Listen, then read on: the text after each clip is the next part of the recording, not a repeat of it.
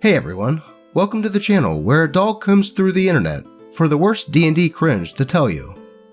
In today's episode, we have two stories where player agency was taken away by pretty bad DMs. But first, look at this graph. It shows that a majority of you watching aren't yet subscribed.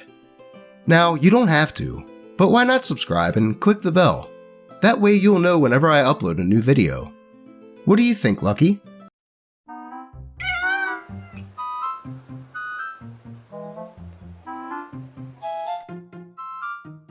Well, the jury is in. Subscribe today. If not for me, then do it for Lucky. But anyway, let's get right into these stories. DM designates elderly spell sniper sorcerer with a prosthetic limb as the party tank. Significantly changes his backstory, so he's a war criminal, and just generally wants to see him dead. By Reddit user Torin Van Gram. These events took place a while ago, which guarantees my Swiss cheese memory has wiped many parts out and scrambled the remainder. The long and short of it can be summed up as this. Antagonistic DM, aiming to beat the party, takes pot shots at everyone, refuses the gear combat around characters, tries to undermine backstories and make arbitrary changes to them, then tries to claim credit for every good decision and good RP moment the players manage to eke out amidst the rest. The characters are as follows: Deadlock, Warlock number 1, Swordlock, Warlock number 2, Bard, the Bard, and me, playing the Sorcerer. Yeah, we're a pretty squishy caster group, with minimal healing. The DM told us that would be fine, as they'd make healing potions readily available. And they were right. There were plenty of places to buy healing potions. Unfortunately, they never gave us any money with which to buy things, so the group was constantly on the brink of death. But that comes later. Swordlock was planning to play a Hexblade, and at the time, had not informed us he was gunning for Hexblade, and had been trying to imply that they were a sorcerer prior. I already knew they were a warlock by process of elimination, again, due to the DM during character creation. When I started to build my sorcerer, it was a large departure from my usual fighter preference. Not that having played maybe 3 or 4 games prior gave me much time to develop a preference. I asked if the party needed anything in particular, and the DM said no, that the others had already made their characters and whatever I wanted would be fine. Knowing our bases were covered, no, I decided to really try something different. I made a magic sniper, as I made a variant human to get spell sniper for double range and Eldritch Blast, and Ice Dragon to avoid the stereotypical fire caster, though in retrospect, fire fits them better. Additionally, I dug way into his backstory, much more so than I had previously. A bullet point rundown of relevant elements includes: he was an apprentice woodworker and sculptor, then conscripted into the army when his powers manifested. He was sent out to snipe generals, hated his job, and didn't feel like he was on the right side, but he could not escape. He lost his left arm on a mission gone wrong, then was sent home and ended up homeless. He learned Mage Hand to use as his phantom limb, and shortly thereafter, got a job as a woodworker and sculptor, and built a life, eventually able to afford a prosthetic. He eventually married and had kids, and wears braids in his hair and beard because he let his daughters braid it once, and he decided he rocked the look. Begins adventuring in his 60s as a way to reclaim his powers as something he could help people with, and to set up sales in other towns for his shop. I used my starting gold for a horse and carriage. The DM took one look at my character and said, quote, "We have 2 warlocks. Get something else instead of Eldritch Blast." Okay, that's fine. And I swapped it out. Only later, I learned that Swordlock was going to try and hide his warlockness as long as possible, and the DM had ruined this by telling me, who didn't know they were keeping it something of a secret. The game starts, and immediately, we were ambushed by thieves on the road. In the battle, Beans, the DM named my horse and refused all arguments against it, is almost killed by the only thief that isn't currently trying to murder me. Why me? Because the DM knows my ranged sniper has the highest AC and the second highest health pool in the group, and will be a threat if I can get out of melee range. So rather than organically spreading out the damage, they heap it on me until my character drops and almost dies. The rest of the party escapes mostly unscathed, save the horse, which is on the brink of death. Later, during a separate fight, the DM is rolling for something the entire time. Eventually, they say, quote, "Okay, Deadlock's Eldritch Blast hits beans. Roll damage." The Eldritch Blast in question hadn't been aimed anywhere near the horse, but somehow, despite the fact that A, it wasn't a nat 1, B, we weren't using the rules where misses pose a threat to anything regardless, and C, the horse and cart were close to the outer range of the spell, and probably shouldn't have been a factor in combat. Deadlock had somehow shot it over his shoulder or something. He rolled low damage, and after some consideration, the DM informed us that he'd shot off the horse's dick, and he'd bleed out if he wasn't healed. What the fuck? Long story short, the horse was healed, and my character carved an elaborate wooden cane in the shape of a horse dick for Deadlock to use as revenge, so called the Dick Stick. Again, what the fuck? And remained a canonical part of the game. And the DM laughed and said they were glad they'd been able to set that up, as though that was the intended resolution. At some point, we're exploring for a quest, something I think had to do with an angry natural spirit or goddess. We enter a tree that leads to what I expect is the Feywild or some pocket dimension, and we notice a small wooden totem on a stump in the middle of the clearing. Naturally, my woodworker is curious. Also naturally, he doesn't just go into this creepy space where an angry spirit is palpably waiting to come kill us and pick up the totem. He sketches it from multiple angles, contemplates it, and starts trying to get on the spirit's good side. I'm rolling well, and the DM is clearly not happy, because I'm possibly diffusing the situation. So what do? The totem somehow falls into my character, which triggers the fight because, quote, "It thinks you're trying to steal the totem." We escape, and in an attempt to close the portal, Swordlock tries setting the tree with the portal in it on fire. What happens? After a long pause and some furious scribbling, we find out Swordlock is bound to an infernal demon of some persuasion. Swordlock had not advertised this, and it makes the tree a portal to hell, from which steps the DMPC. Totally well planned and intentional, implies the DM. The DMPC is some form of Technicolor tiefling, but more demonic and powerful. It says something ominous, then starts wandering away. We only encounter it on occasion, where it seems to be overseeing events without actually doing anything, and I eventually put together it's wandering towards my character's hometown, shortly after the game up and dies. During the first boss battle, my character goes down, and has huge chunks of his beard cut off. I use mending to try and stick it back on, as it's important and reminds him of his daughters. The DM tried to overrule, but the party backed me up that hair isn't living matter, and as such, should work. Why it was so important to specifically destroy a cosmetic element of my character is unknown. It wasn't even something that came up in conversation. Having a beard wasn't his personality, but God forbid I fix it. We enter another town, and my character encounters a friend from his time conscripted in the army. I'm surprised by this because, as far as I was aware, my character didn't have any friends in the army, because he hated it there and minimized unnecessary contact. But the DM says otherwise. I give in, with him saying 2-ish years would be a long time to go without forming some kind of friendship. Said friend is now a homeless alcoholic. I roleplay this to the hilt, use my gold to feed him, and set him up in an inn for a time, trying to give him an opportunity to build a life like my character did. DM allows this, then, literally less than a half hour later, said friend is dragged into the sewers by whatever hive monster was living there, some kind of rats or insects I think, and is eaten alive in front of me, despite some incredible rolls from the group trying to save him. After we literally firebombed the sewers and stormed the main nest, which I wasn't allowed to snipe from the storm drain above for reasons, my character gets heinously drunk. The DM seemed smugged that I failed the con save, and I didn't bother telling them that was the intended outcome.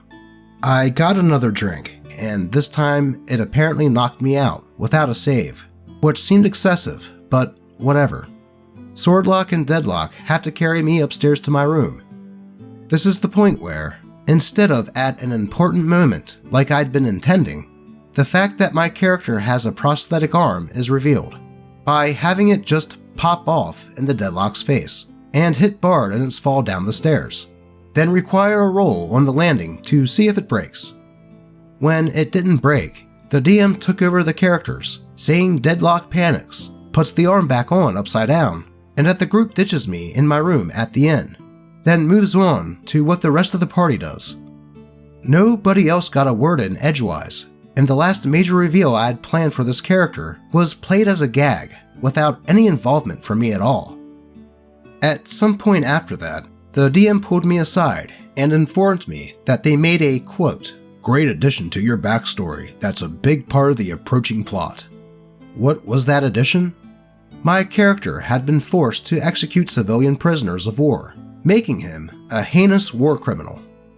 I, understandably, did not take kindly to this. When I told the DM my character would have died trying to kill the chain of command that had ordered such a thing rather than going along with it, they informed me that they built the next plotline with that in mind, and that I should appreciate being the main character for it as a result. Nothing I said changed their mind, so I just said fine. They then proceeded to detour the group away from the town that the DM had been pushing us for, and instead sending us across an inland sea. The DM had bragged that, quote, "I have the entire continent mapped out. There's nowhere you can go where I don't have things ready." So, despite wrenching us off their intended course, I could argue that Whateversville across the pond was just as viable a destination. They were clearly pissed and took an hour to, quote, "find and copy their notes" for the trip and location. On this boat trip, the plotline for the Bard, a child Aasimar who revealed that they escaped an abusive home life with their adoptive family, came to a head. This was in no small part because the player wasn't going to be available to play for an extended period of time, starting sometime in the following weeks, and was setting up their temporary disappearance. They chose to speak with my character on the deck, who'd become the designated group dad, or grandfather, or supportive figure, and talked about their home life, why they left, how their family was likely doing this to other children, and that she needed to stop them. Mid-conversation, the DM had it start storming. My character found them a bench and held his coat over the Bard's head so they could keep talking. Then, the wind rips the coat and nearly the prosthetic arm away, so they go indoors to continue in a quiet corner. The conversation finally gets cut off for good when a ghost galleon of undead pirates crop up out of the storm and start an attack that nearly kills all of us. When we, against literally all odds, end combat without being dead, the session ends. Next week, the Bard can't attend, so the session is cancelled. Bard informs us that their time frame was moved up and they can no longer play. We couldn't find a replacement, so the campaign in its entirety was cancelled. The final result? In the entire game, I got to utilize my 240-foot max range in one singular combat, and only because I got a natural 20 perception check, noticed an NPC getting mugged in the woods or something, and got to plug the attackers with 2 one-shots. Every other encounter, I was well within 60 feet. In fact, I was within 5 feet most of the time. Why? Because my range-focused character remained the PC with the highest AC, and as such, was the DM's designated tank/punching bag. Nothing I did could change this. Swordlock had low dex, and only ever got a chain shirt and a shield, despite hunting for something better. And even then, could only pry a few enemies off their apparent vendetta against me. I know now that Spell Sniper is likely a pretty poor feat, as either a fight is set up specifically to favor the player with it, or it's in close enough proximity that you're within normal range. I can accept a limited amount of use, but to have my character seemingly punished for having it, and to effectively never have a use for it in any meaningful way ever, felt awful. Thus ends my rant. Thank you for reading. Yeah, that DM did sound like he had it out for OP just because he had a higher AC than the other players. I can understand canonically saying that some of the enemies would target what looked like to be the toughest among them, but you would also have those that would target the weakest. Then there was the whole thing with shooting off the horse's dangler, which is fucking weird. But then for OP to make a cane shaped like one was also kind of odd.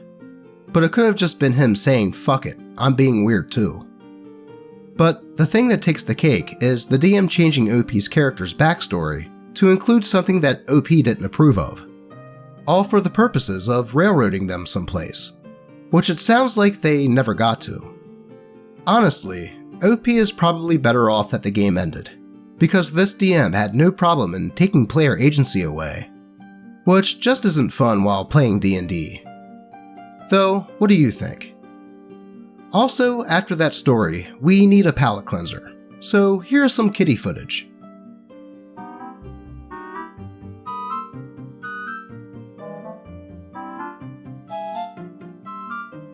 Ah, that's better. And it looks like we have time for one more story, so let's get right into it. DM doesn't provide saves, erases racial abilities, and makes odd racial comments. By Reddit user Jimothy187. Hi, I'm constantly on the sub reading these stories. Mine definitely isn't as bad as some of the other ones here, but I feel like I have to complain. My friend knows a group, and so I joined a campaign with them. We'll call said friend Edge. Surprisingly, they're great, and most of it is ironic. Edge has a longtime friend who we'll call Vissy, because that's what the party calls her character. There's also DM's friend who we'll call Grabby, because he's your stereotypical rogue. Again, not the problem player, and also a pretty funny guy. The problem person is DM, who is Vissy's sibling. During the first session, the first problem arose.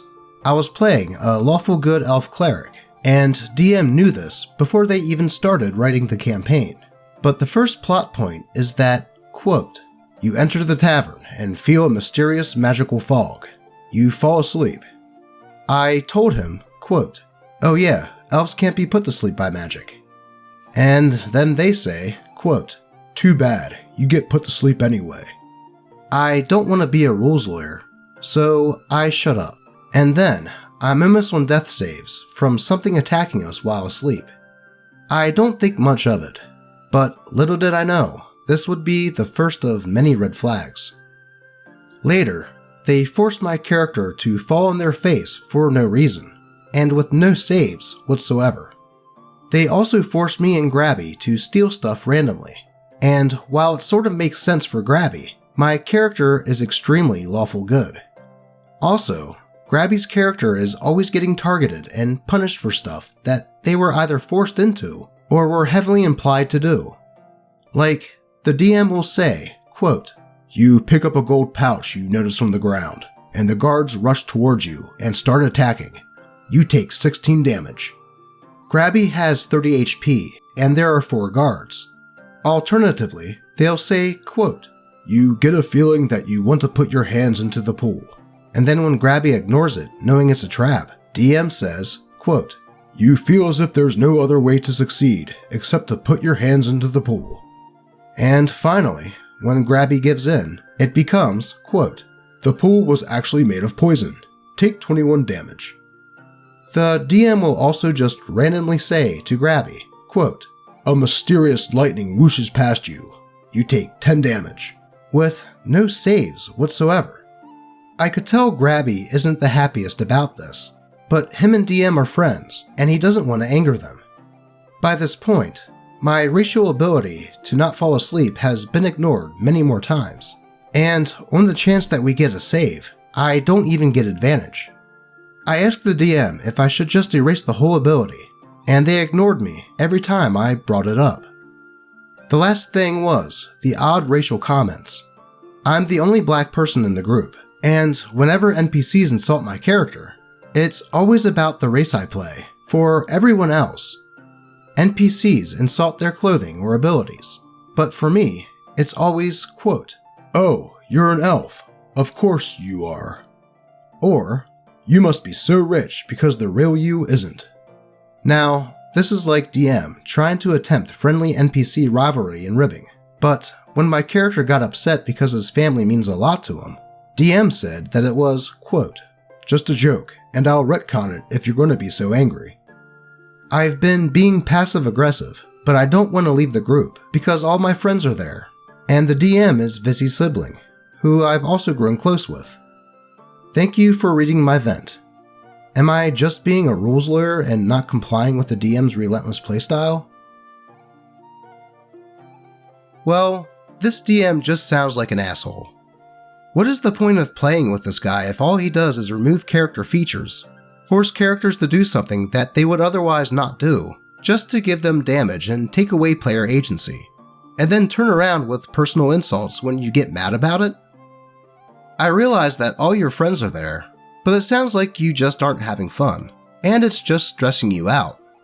In which case, the old adage of no D&D is better than bad D&D comes into play.